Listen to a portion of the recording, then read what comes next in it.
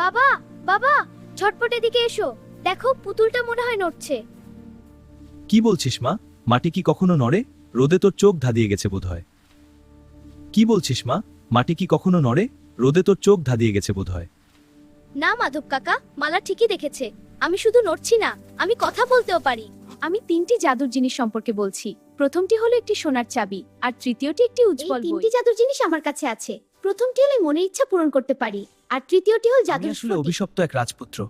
আমাকে বাঁচাতে হলে স্মৃতির জল, ধৈর্যের পাথর আর সত্যের আলো আনতে এই হবে। তিনটি জিনিসটা খাবে, তুমি ভয় পেও না।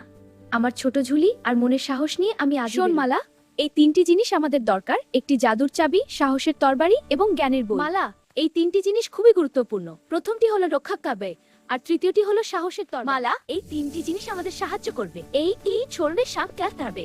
আমরা প্রস্তুত।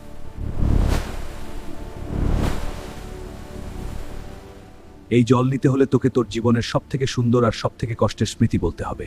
আমার সবথেকে সুখের দিন বাবার বানানো প্রথম পুতুল পাওয়া, আর কষ্টের দিন মাকে হারানো। আজ আমি দুটোকেই মনে রাখতে চাই।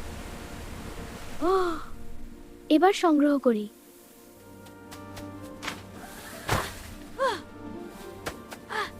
হার মেনো না মালা, ধৈর্য ধরো। রাগ করলে পাহাড় আরো পিচ্ছিল হবে। শান্ত হয়ে পা ফেলো।